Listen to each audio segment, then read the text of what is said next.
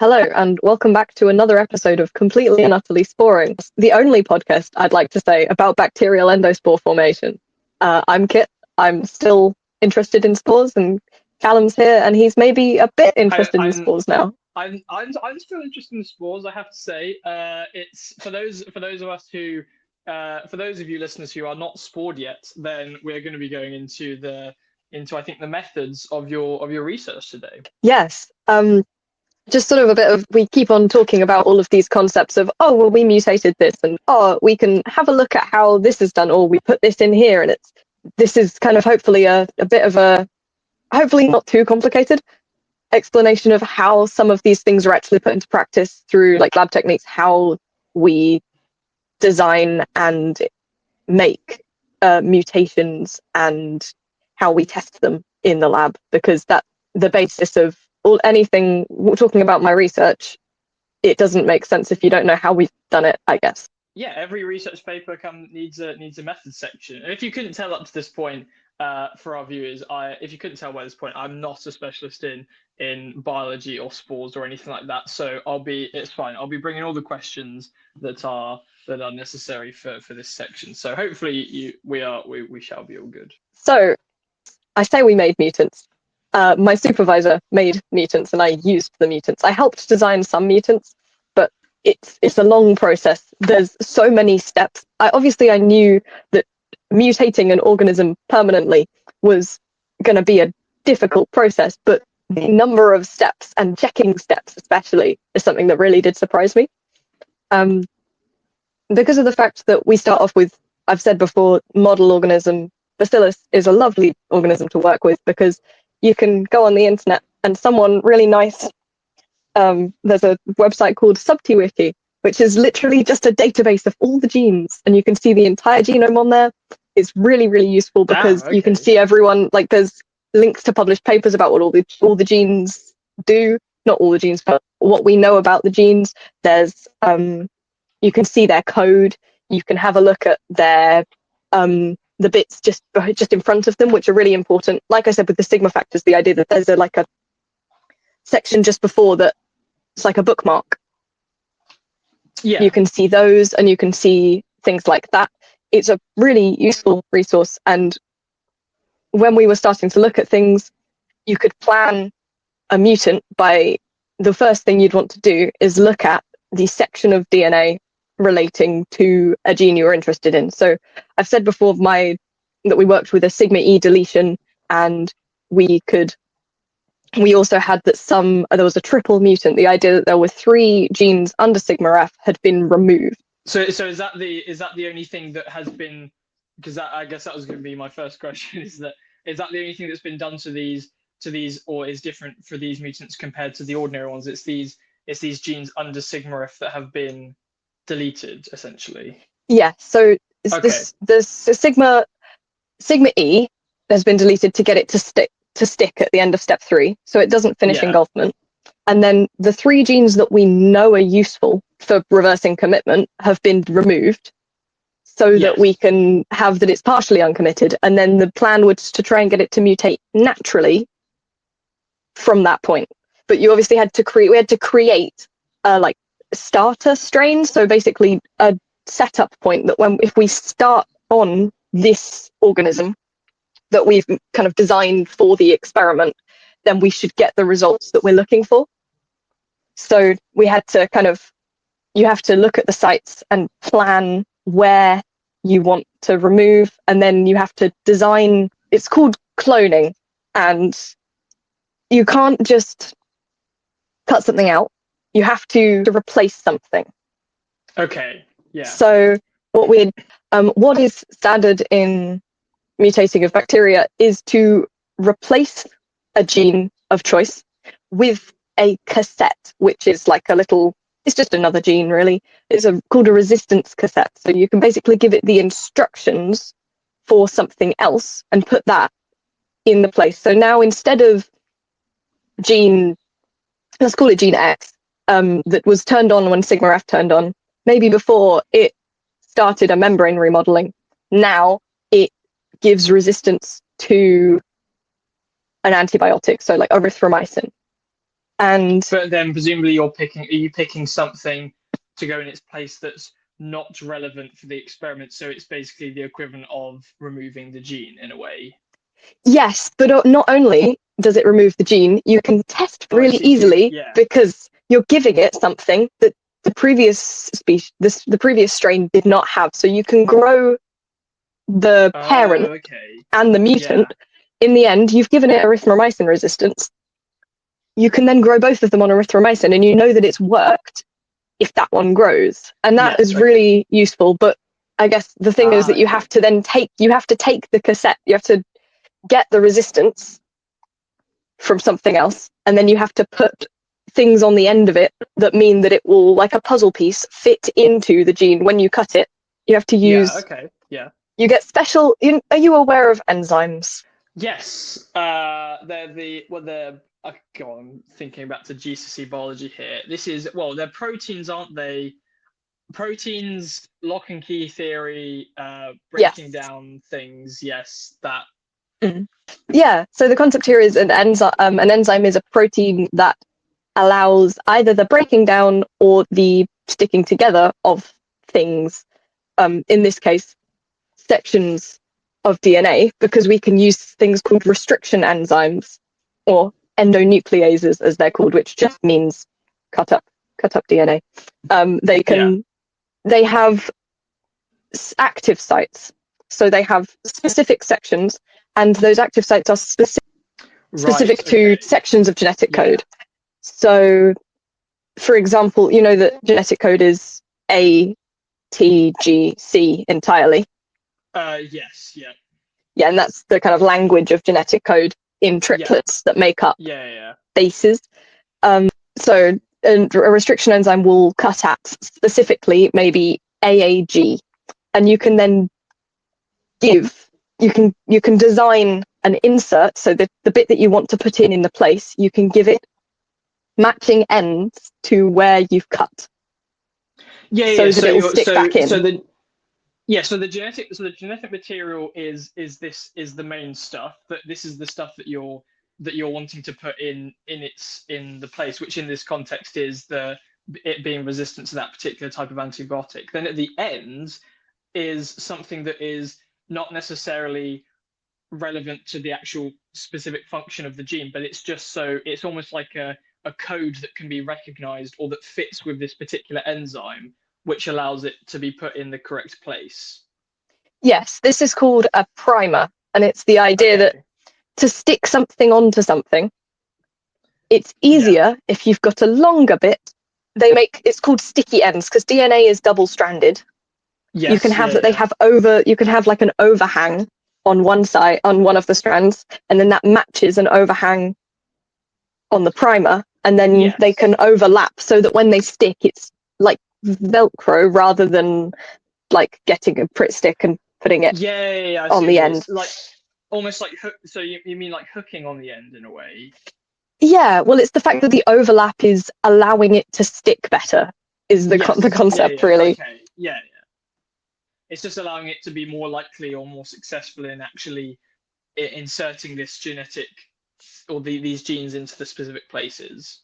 Yes, and because we've been doing this for quite a long time, we can optimize these primer sections. So basically, we're trying to copy, because of the fact that we know the genome, we can basically just make something complementary to the 20 positions before the bit we're interested in, and then we can put the thing we want, and then we can put 20 that fit the other side, and then when we cut that out, something fits in and it copies the two ends, and then the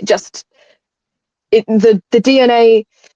Bacillus is naturally transformant, so if you give it DNA that's not its own, it will take it up through the membrane and it will read it and it will put it into its own if it's useful. So it can, not all bacteria can do this. This is another reason why we use it as a model organism, is because it's easy. Things like E. coli, you have to really upset to get it to put the DNA inside itself. It doesn't. But Bacillus is one that readily takes up this different DNA. Yes, you can give it instructions and it will go, yeah, I can read these, I'll use them. Others don't. it's the equivalent of a dog kind of bacteria. It's like, yeah, I'll do that. Yeah, let's do it. And it's very excited to receive new stuff. Yeah. Yes. But the thing is, when you're making, the problem is you have to make something to get taken up. So that you can't necessarily use bacillus to make the thing. For example, I said about E. coli, you need to, in order to make a section of DNA that's stable and can be put in something. So you design this, you've got your construct, you've got your cassette, you've got your resistance bit, and you've got your matching ends to the target. Yeah. Now you can't just deliver this by itself, because DNA is unstable if it's not in a circle. It needs the ends are degraded.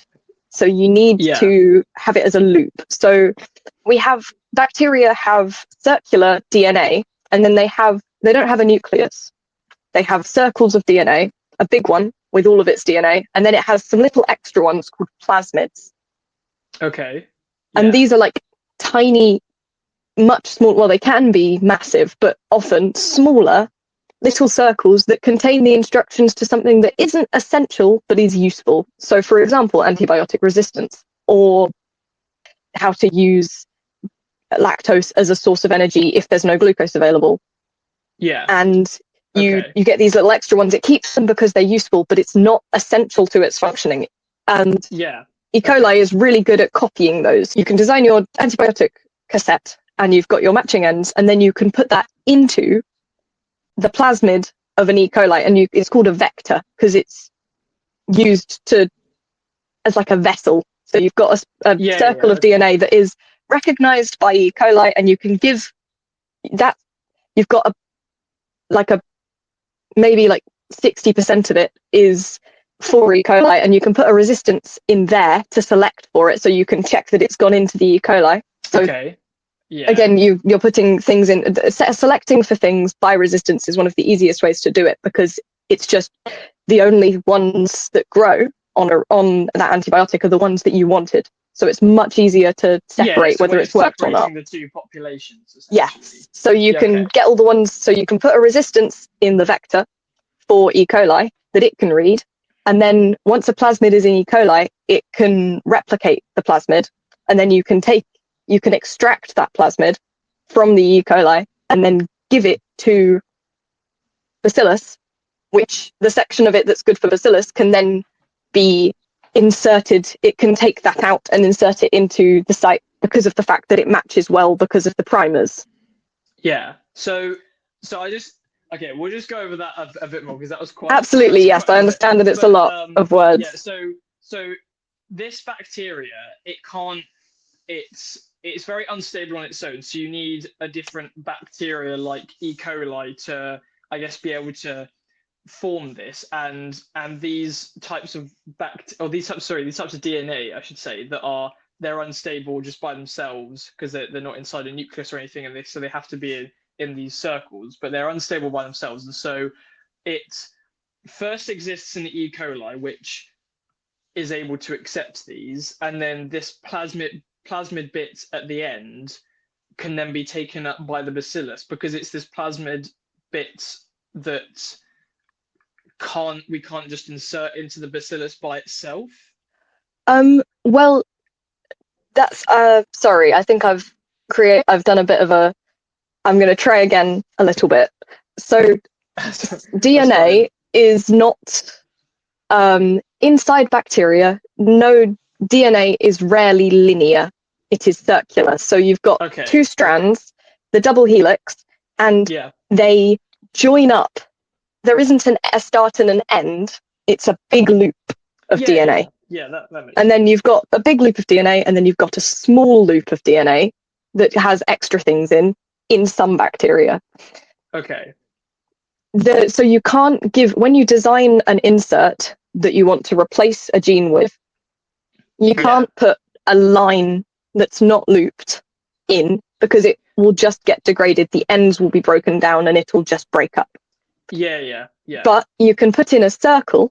So if you can put the insert into a small loop that can be transferred like an additional little set of instructions to help do something else, then you can put those in. But the the reason we have to use something like E. coli is because it's good at replicating that. So if you make one or a sum, you can design, you use something called, you can amplify the DNA. So you make what you want, you put the ends on, and you make lots of it, and then you use the same, you can cut ends of it so that it sticks into a circle, a small circle of DNA.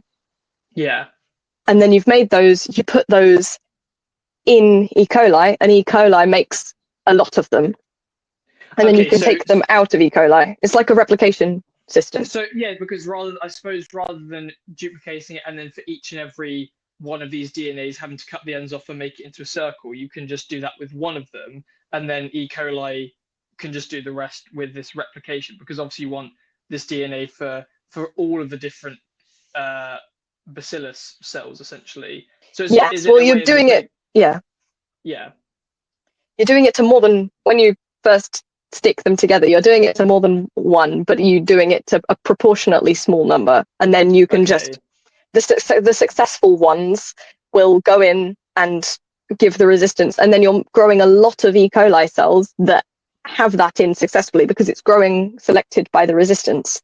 You can grow a lot of them that have got that correct one, and then you can take those cells and then take out the DNA and use that to, it's called transformation. So you can use that to transform bacillus because you've put the bit that you want in the little circle, and it will recognize that because we've designed it specifically to look like the start and end of where we want to put it. Okay, yeah. So it cuts itself out. It goes, I fit there, and then it replaces it, and it gives something resistance instead. Yeah. Okay, no, that makes sense. So yeah, it's this. So it's basically, you have the DNA, you're cutting the ends off and making it into this smaller circle, because bacteria, the DNA in bacteria exclusively exists in a circle. You're then giving that to E. coli to replicate it a lot, and of course you can then make this exclusive. You can make this exclusive to all cells by giving this antibiotic and getting rid of the ones that don't have this resistance, and then you can transfer this over to the bacillus, and we can transfer it over to the bacillus because we've designed the ends of the bacteria to be the same as the one as the bacillus, essentially. So it recognizes it, essentially, as it's almost as like it recognizes it as its own DNA, essentially. So this complicated circle that you've got, basically, you've got a circle that is half bacillus DNA and half E. coli DNA, and then and they're designed for two different things. So one of them is designed to give resistance in E. coli, and one of them is designed to give resistance at a specific site in bacillus. So then you've got the kind of two functions. So it is really interesting to design it. You are writing the sites, and you are designing these kind of primers, these ends, and then you can order companies make these sections of DNA for you so that you can use them to stick to ends of things and cut things out and amplify just a small section of DNA and then put it inside this vector, inside this circle. Yeah. And then you have to check that it's still there. So resistance is a way to select. And then you can also send it to a company that can read it and make sure that nothing's mutated too much before you use it to transform something. Because there's always a risk when you amplify something. When you put it in E. coli and it just grows it, there's always a risk that it will change something. So you have to check. Yeah. Okay. And so this, when you say you cut together this new DNA that you're putting in, it's got some aspects of the E. coli DNA and some aspects of the bacillus DNA. Yes. Do you have to have the ends of it to be just bacillus so that the bacillus can recognize it and take it up, essentially? Well, there aren't really ends because it's circular. Yes, because it's in a circular. Yeah, that's true. Yeah. But bacillus knows how to read bacillus. DNA repair systems in bacteria, it can recognize something that matches it and go, that's mine. I can put that inside my section. That bit's here. So it can cut them out and put it there. So it doesn't see the E. coli bit. As long as you have some bits there that are bacillus, it will read it's not that if it sees the E. coli bit, it doesn't care almost. It recognizes the section that matches itself. It's called homologous. There's the primers, the bits that match the 20 base pairs each side of the insert that match the place that we want it to stick itself. It can see those and it goes, that's the same as this section, and it can put it, it goes, oh, if I take this, it'll fit over there. So it can put it in. Yeah. It doesn't care about anything else, because it's not that it rejects things that it doesn't recognize, it just doesn't do anything to them. It only cares about the homologous sections. But if we design one that's good enough, it'll take it and put it in its place. Okay. Yeah, that makes sense. But anyway, yeah, this is so that we can insert this different gene into the bacillus, which instead of am I right in saying instead of something to do with commitment, it instead gives it antibiotic resistance? Yes. So in the mutant that we were working with, we had 3 deletions of genes that were important for commitment. Yeah. And we had a deletion of sigma E so that it would get stuck. And then we also had that we put kanamycin, which is an antibiotic resistance, under sigma F, like another gene, basically. Yeah. So the reason you can use antibiotic resistance to replace things because it's easy to select for, but you can also use it to manipulate expression of genes. So what we could do is sigma E and then the 3 genes involved in commitment could be deleted and replaced with antibiotic resistance. But that's not particularly important because we don't use those antibiotics anymore. It's just to replace them. We can use the antibiotic to check that it's still there, and then we can just go, right, we've sorted that. But if we put kanamycin resistance, and the instructions for kanamycin resistance are only readable when sigma F is on, it means that only the spores are resistant to the antibiotic. Yeah. We could basically kill if we grew these mutants and we put them in the spore state and then we give them the antibiotic, only the ones that are forming a spore survive. And then if we replace them, then if we move those from salty to sugary water, there's the idea of anything that survives out of this is able to outgrow, because everything that couldn't form a spore, everything that didn't form a spore has been killed because it wasn't kanamycin resistant. Yeah. It has to have sigma F on to be resistant. It's forced to do step 2, but it's had step 3 deleted, so it's stuck. Yeah, it's this entirely. idea of because we've deleted sigma F, sigma E, it can't go any further in this process. Yes, but it has to have sigma F because of the fact that it will die without its antibiotic resistance because we've given it the antibiotic. Yes, yeah. So the only outcome is death or outgrowth because it has no other options. We've killed all the other cells. It can't go forward. It can't go. It can't turn off sigma F to go backwards because it has to have it on. Because we know deleting sigma F allows uncommitment fully, but it won't in this situation because the kanamycin resistance only is turned on if sigma F is turned on. So it's how to force it to mutate the smaller things, the smaller changes rather than the big one. Because instinctively, if you noticed that your oven was catching fire, you wouldn't go, oh, I'll just actually turn the hob down. You'd go, I'll just turn it off at the wall, everything off. It's an emergency, I turn everything off. But it can't do that. You're forcing it by doing this, you're essentially forcing the bacteria down a very specific path on this. I don't want to use the word decision because obviously it's not, that implies like consciousness and stuff, which is it's not. But if we imagine it as terms of this flowchart, you're forcing it down a very specific path because, as you mentioned, it can't go forward and complete the sporulation process because we've deleted sigma E.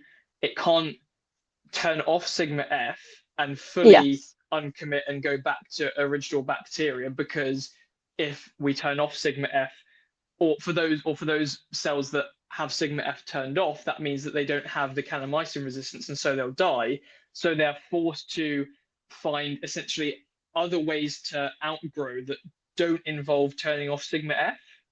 Yeah, so it's like it can't take the easy way out. It has to turn off the things underneath sigma F that are important rather than just turning off sigma F. Yes, which is what it would do traditionally. If you didn't have kanamycin, if there was no kanamycin and you put something in that position, it would likely just turn off sigma F and go backwards because it would realize, oh, I'm getting stuck. You know how I don't get stuck? I turn off this easy thing to turn off rather than turning off 5 different. The idea of sigma F mutation is a single mutation, which is always going to be easier to coordinate for a bacteria than potentially 7 different mutations. Obviously, we don't know how many because we still don't know, but the concept that you might need multiple interacting factors, you'd need to gain a load of different mutations in a row rather than just turning one thing off that fixes all the problems. But forcing it to keep that on means that it has to work a bit harder, but it means that it's a lot more useful scientifically for us gaining long-term knowledge. Just out of interest, because I know we mentioned before we get to this whole point about like deleting sigma E and with the kanamycin, we also had to delete those few specific genes that made it partially uncommitted. Does that mean that, let's say we did the whole process, I say we, obviously I'm not capable of this. If you did the whole process, but you didn't delete those genes, does that mean that it wouldn't be able to, I suppose, if it wanted to turn off the sigma F if there wasn't that kanamycin resistance because it would be fully committed to the sporulation process? No, I think it would be, the concept there is if we force sigma F to be on and prevent sigma E from being on, it mutates the genes that are involved in commitment under sigma F but before sigma E. So the reason we know that 3 are important. So we gave it a head start by removing those, because what it would do is remove genes involved in, or mutate genes involved in commitment, and we know that those 3 are ones that it would interact with. So if we take those out, it's got a head start, and it's already a little bit, we're already halfway there, or 10% or 30% of the way there. We're already getting there, and it needs to delete more or mutate more, but it's already been given sort of like a push in the right direction. Because otherwise the findings of the experiment might be that we'd just reconfirm that those 3 were important because those ones would get deleted, or they wouldn't get released, they'd get mutated, not deleted. You're not interested in those because research has already there's already strong evidence for the fact that those 3 are important. So you're interested in the ones that it then has to delete after that. Yes, and then we can try and the concept there is we find out what else it mutates, and then we delete them. And then we add them we delete them in the existing model, and we basically combine all of the factors we know about and see if that gets you closer to the complete uncommitment, is the concept. The only issue there is, where I say about you take out a gene and you replace it with resistance. There are only so many antibiotics you can use, because there are only so many that are kind of all right to work with. Because you can't use, obviously you wouldn't be trying to give useful antibiotic resistant to a bacteria, even if it's a harmless one, in case it got into the environment and gave it to something else that could then use it against us. We're not using we're not out there using we're not using vancomycin or methicillin, like ones that we rely on. We're using kanamycin and fleomycin, and they're sort of it's more for studying than for anything else. We have to be obviously very careful because we are mutating bacteria in a way that would mean that they would not be killable in the same way, but we can still kill the bacteria. We have chemicals to kill them with. I guess it's the same reason that you're told to complete your antibiotics course in a way. It's to try at all costs to stop the bacteria becoming resistant to the antibiotics, especially in this case,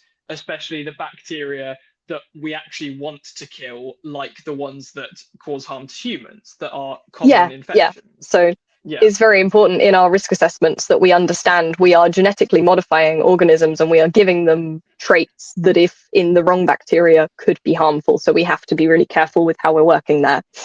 But because of the fact that we can only work with limited antibiotics, we do actually have to use some slightly more complicated practices than just replacing the cassette. So sometimes we'll run out. So for example, what the strain that we used, we've got the kanamycin resistance inserted. So that's kanamycin used. We've got sigma E deleted. We've got 3 other mutations. That's 5 mutations in this genome that we've put in, and each of those involves, well, not all of them can involve an antibiotic. You have to do it in steps, because it doesn't, because you have to do them one by one, check that they're there, check that they worked, and then add another one. And presumably do you have to use a different antibiotic each time to test that the specific step has worked? Right. Yes, because otherwise you can't select for it anymore. So for example, you might put something in, you might delete something and replace it with tetracycline, or I'm just listing random antibiotics now, but you'd remove it and replace it with a specific antibiotic. But there is a point at which you can't do anything else, because you'll run out of antibiotics, unless you do something a lot trickier, where you have to design an antibiotic resistance cassette that then, when heated up, will cut itself out. So is this essentially a way that you can reuse antibiotics to test for certain things? Because presumably, let's say you complete the first step and you test for it using a certain antibiotic, you can then heat it up to remove that antibiotic thing, now that you know all of those have the correct insert. And then you can use the antibiotic again to test for it? So another stage? Yeah, so what you would do is you would perform the transformation, you would check for resistance, then you would heat it up, and then you would check for a lack of resistance. Right, okay. And then you would transform with a new mutation, and then select for that. So for often you'd check on multiple, so you don't just use the same one over and over again, because that's very complicated. And the problem with cutting out a resistance cassette is then you can't check that it's still there. So you have to be careful with it. You don't want to make a lot of, it's called making a marker list, because there's no longer something you can check for. So you don't necessarily, it's slightly less reliable than being able to select for it. But also, if you've only got, the lab that I worked in, we worked with 5 or 6 different antibiotics, and some of them were actually quite a pain to work with as well. So you kind of, there were like maybe 4 or 5 that you actually wanted to use, maybe 3 that you actually wanted to use. So you'd go, okay, I'll use kanamycin, I'll use tetracycline, I'll use erythromycin, and then you sort of think, oh, now I don't really want to do anymore. I don't really like using fleomycin because it's just a bit useless. So I'm just going to cut out the tetracycline and try again with that one in something else, because it's more reliable. But then you would have to be careful. When you see this, it's a really long process, because you're planning in 5 different, you're technically making 5 different strains to make one, because you're doing a transformation, checking, then you're adding another transformation, checking that it's kept its previous one and it's got the new one, and then you're adding another one. So you're doing these really long plans of, first I will give it this, and then I will check, and then I will give it this, and then I will give it another one. And it's really, really complicated. And because of the fact that you have to check every step, and you never know if the step's going to work, because though bacillus is naturally transformant, it can also be a bit, in order to take up DNA and use it, it has to be very happy. You have to put it in really nice conditions for it to successfully transform. So you always have to, there's always a bit of hoping involved in the transformation process, and that's why we have to check it so carefully. But it means I really got used to the fact using these sorts of methods that plans constantly change, because you might have made a plan of like, okay, by the end of this week, I will have added 3 mutations and I will be able to check them. And then next week we can add the final one and then we can use it. But if transformation 2 fails twice in a row and then you try it the 3rd time and it works, you step back days because you have to check. To check something is resistance, you check something has got this resistance that you want, or to check that it's lost the resistance that you were trying to remove, you have to grow it on an antibiotic plate, and you have to leave it overnight to see if it grows, and then you have to. Because you're working with live organisms, you have to wait for them to grow, and doing lots of the checking stages, it takes time. And we should say as well, this is before you even get to like the point of your experiment. This is just to make the thing that you're then going to be experimenting on. I mean, it's like that is it, as you mentioned. It seems like an incredibly long and drawn out process. I was gonna ask though. So you mentioned that after each of the new steps, you have to test that the previous resistance has been kept, and then also that the new resistance is in, because to test that the previous stuff you've done to it is still intact, and also the new stuff. But then presumably you can't test for the original resistance if you've done this thing where you heat it up and then it removes that strain. No. So that's the priority when you make something. Unless you have to make something markerless, you generally will make something marked, because it's a much more reliable process. So, for example, some of the things we'd look at a strain and we'd say, we want to use this, let's grow it. And you'd grow it overnight. There'd be a little stock tube from the freezer, and you would put it, you'd get a little bit, and you'd spread it on a plate, and you would grow it on maybe 3 different antibiotics, because you were checking that it had those 3 resistances that you'd given it. And then once you'd grown it on those things, you could make sure you knew that you had the correct thing, and then you could use it to do the thing you wanted. So you're constantly having to check, because mutations happen a lot easier in bacteria than they do in larger organisms or multicellular organisms.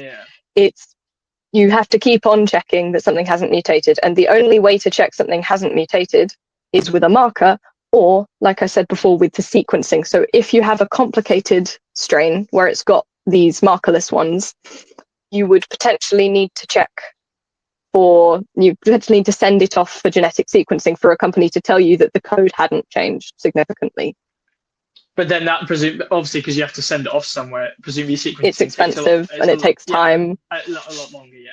So it's kind of, in a way, it's probably because obviously you mentioned that I guess it's kind of a choice between, do you want to reuse this antibiotic as a test, but then that removes the marker of something you've already used it for, or you choose an antibiotic which maybe you're not so happy to work with. So it's kind of picking your poison in a way. But the issue as well is that sometimes you're using antibiotics you don't want to, and you're running out. So, for example, when we were working with up to 5, there were multiple markerlesses in the strain that we used for our experiment, because of the fact that we'd needed to use a number of, and there were 5 different things that we'd added in. That's quite a lot of changes over and over again. And it made it, every time you're designing a new change, you are more and more limited by which antibiotics you can use. And you're thinking, okay, well, if I can use, we've got a cassette. Oh, okay, there's a resistance cassette that can go in this site. Or actually, no, we don't have one for Bacillus for this. Or actually, this strain, we haven't designed one yet, so you have to make a new one. And then sometimes you'll end up giving yourself a lot more to do by the fact that you'd have to use a less convenient antibiotic. Yeah. Because everything has to be meticulously designed to fit in the place that it's supposed to go. And there's always a risk of it going wrong, which is why it takes quite so long to make the things that you're interested in to study even. No, because I suppose it's because for my project, I obviously did coding in Python. It's a bit like having, every time you load up your computer, you're having to check to see if the Python code hasn't changed and then you have to start again or something like that, or if it's like mutant or stuff. It's a bit like that, really. So you're having, because bacteria, because as you mentioned, you're working with live organisms, you're trying to control something that is almost designed to adapt and change when it needs to, and that's such a big problem when you're working in an experiment.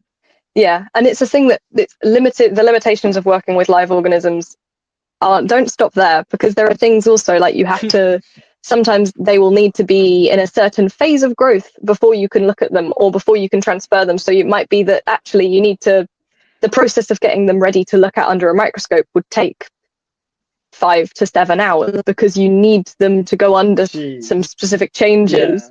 And then also there's a risk of at any point there was a risk of contamination, and the fact that, or if you put the wrong conditions or anything went wrong with any of your, if there was contamination in any of the, like the water, the salty water or the sugary water that we were using, or that there was a problem with the balance of the chemicals, the bacteria could get unhappy and die.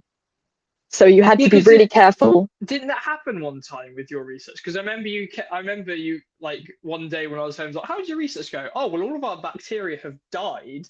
And didn't that happen one time? Yes. We had a few issues with a number of different things. So for example, as well, when we were first setting up the conditions where we gave it kanamycin, we gave it too much kanamycin. So it was resistant, but unhappy about being resistant. So it wasn't able to undergo some processes that it normally would. And we had to actually change the concentration we used. Okay. And we did have another thing. We had a problem with transformation where one of the water filters broke in the lab, and it meant that the water that we were using to transform with had something in it, still we don't know what it was, that was making the bacteria not happy enough to successfully transform, and it just wasn't taking up the DNA we gave it, and we had to try again with different water. We ended up having to autoclave tap water rather than using the lab's distilled water because of the fact that it worked better. So there are things like that. A lot of things working with live organisms, sometimes there's a lot of trial and error and going, well, maybe this will work, maybe this won't work. And once you've got a method down, you kind of stick to it very rigidly. But the working out of systems and working out how long things take, you have to just do a little bit of exploring again, because there's no easy way to predict what a live organism is going to do when you put it in a difficult situation. Yeah, I suppose it doesn't help with the nature of your experiment, which is because you're as we've said kind of before on this podcast, you're basically forcing the bacteria, the bacillus, into a corner, and as a live organism trying to survive, it will try and take every possible measure to escape that corner. And so you have to be very, very meticulous and specific about how you put it in the conditions necessary for your experiment, and really it makes the whole thing even more impressive that you're able to do this and that you successfully did this, frankly. And it's very impressive. Oh, thank you. It was very fun to learn, but I think to start off with, I was just surprised by how many processes we were using to change something, and how much checking there was, and how much, I guess, uncertainty, because we were thinking, right, by the end of this week, we will have this mutant. If step 3 goes well, if step 2 goes well, if step 1 goes well, it's sort of like we've got to have all of these things. If any of these go wrong, we're set back 2 days. And if all of them go wrong, we're set back a week. And knowing that it was very stressful to start off with, the lack of certainty, but it was something that I definitely got used to. Yeah, because we had ended up doing so many at the end of my project. We were starting to try and transform some mutants to put, instead of giving them resistances, we were trying to attach a protein to sigma F or to a replication protein to make it fluoresce under a microscope if it was on. Okay. So it was the idea that we could make sections that had sigma F glow under the microscope, so that it was easier to tell what was outgrowth and what was a normal cell. So it was easier to just make sure that we could kind of confirm what we thought was happening. But because of the fact that we were working on mutants that didn't really they were a little bit unhappy, when we tried to transform them, a lot of them didn't make it because of the fact that they weren't, their membranes weren't healthy enough to let DNA in, and their metabolic systems weren't healthy enough to fully kind of take up DNA and express it as part of itself. Because of the fact that we don't know what the mutations were, it was hard to tell whether something would transform or not. So there was a lot of trial and error. And especially, there were two different conditions in the experiment, which I will get into in a later episode. But one of the conditions made mutants that were a lot less functional than the other. And that one really didn't want to, that did not want to transform. It was, we tried, we had a plan of about 20-ish transformations planned, and I think we had the one and we managed to get 2 or 3 in one of the selection pressures, and the other condition was we had like 5 out of 5 transformed really nicely, but the other one was just not having it. Oh, right, okay. Because of the fact that it was so we'd created bacteria that were doing what we wanted but were not healthy. Okay. So it didn't want to be, we couldn't then successfully add a marker to it because it didn't want to take anything up because it was too busy trying to stay alive, almost. Yes, yeah. And I suppose that is the problem with, again, what you're doing is stuff that no one has ever done before. And so you can't be completely certain with how the bacteria and the different mutants of these bacteria are going to behave in the conditions that you put them under. And so it's something that you have to almost just take on the chin and adapt your experiments and your planning as a result of that. Yeah, especially as the idea of selecting mutants and deleting, designing mutants and deleting specific genes to see if they have merit in a process is very standard, but the idea of creating a corner and hoping that they mutate out of it themselves was a little bit more exploratory and a little bit more sort of, it's not something that my supervisor had done before because she hadn't had the time to do it as part of her PhD by herself, because it was quite a time intensive continuous process. It was something that I, as a undergraduate, could do as a slightly simpler process and kind of take care of over and over again to start to find out things. But it was a lot more experimental than some other processes that you might use to try and identify genes, because she'd already done a lot of looking at the genome and finding ones that sounded like they might be useful and then checking them specifically. But it was sort of time to start letting it do it itself, because you weren't necessarily going to guess that unknown gene 97 was useful because we don't know what it does. Yes. And again, with there being 100 genes under sigma F, you've got that there's too many to check in combination with each other manually, because that would take years. You need some form of, you just have to let it, the bacteria do its thing. Yeah, well, if you do it randomly, it's going to take you a long time. You need informed choices to plan the mutations. And hopefully the experiments that I carried out should hopefully inform later choices to try and make a better mutant for uncommitment. Yeah. Oh, okay. That makes so sense. again, another very important outcome and reason to do this research is that it narrows down those possibilities for making these mutants in the future. Yeah, hopefully. Okay, excellent. So I'm guessing, how have I frazzled you again? It's I mean, definitely some of the actual details of the specific processes has certainly taken a little while to get my head around. But certainly I think the reasons that you're doing this and the purpose of this is very clear. It's essentially to make sure is to complete these transformations and remove these genes which are related to commitment, and forcing it into this specific corner that you want it to see how it behaves when this happens.